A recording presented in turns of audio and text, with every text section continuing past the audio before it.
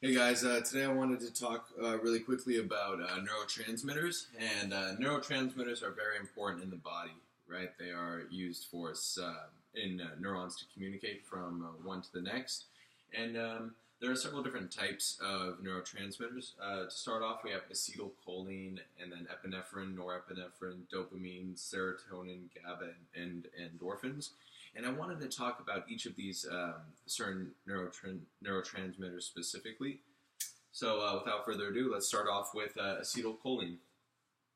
Okay, so acetylcholine is a neurotransmitter that is primarily used in muscle contractions. So when we're causing our muscles to contract like this, what's really happening is a signal is being processed from our brain all the way down to our muscle fibers, and this signal is being caused through the release of the neurotransmitter acetylcholine, which will then cause like the muscle contractions to occur. You know, the calcium binding to the troponin, and then which replaces tropomyosin. Anyways, I'll go over another lecture for certain muscle contractions in a later video.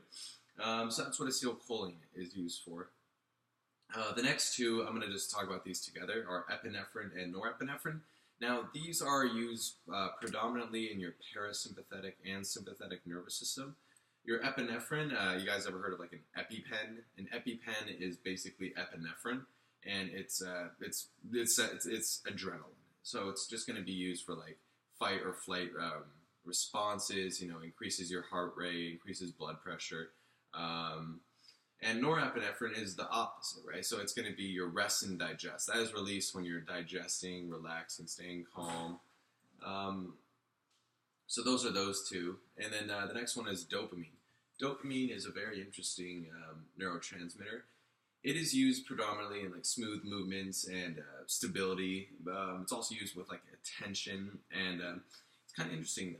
Those who have like Parkinson's are express too much dopamine. So they're shaking around way too much as a result of too much amount of dopamine in their system. Okay, the next one is serotonin, and serotonin is also very interesting because it plays a huge role in your mood, sleep, and eating. And there are these certain drugs out there called SSRIs, selective serotonin reuptake inhibitors, and those are the same thing as antidepressants. What they do is they cause our serotonin molecules to stay inside the synapse, and over time that will cause you to have more serotonin in your nervous system, which causes you to feel less sad. All right, now we have GABA. GABA's a neurotransmitter that's used for so like if there's like too much excitability in your neurons, GABA is an inhibitor. So like it causes a certain paralytic state. It doesn't actually paralyze you, but I mean, I guess it could, but basically it just calms you down. It's a calmer down. And that's another way to defeat depression, is to take a GABA supplement. All right, and the last one we're going to talk about is endorphins, and endorphins are they're painkillers, right? And they're in the nervous system, and like when pain occurs, endorphins are released so that you don't like totally go freaking out. You know, they're like a calming, relaxing endorphin, calming, relaxing neurotransmitter that can help you out through painful moments.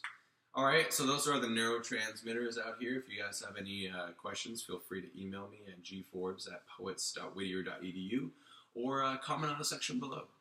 In either case, I'm fine with either. Have a good one.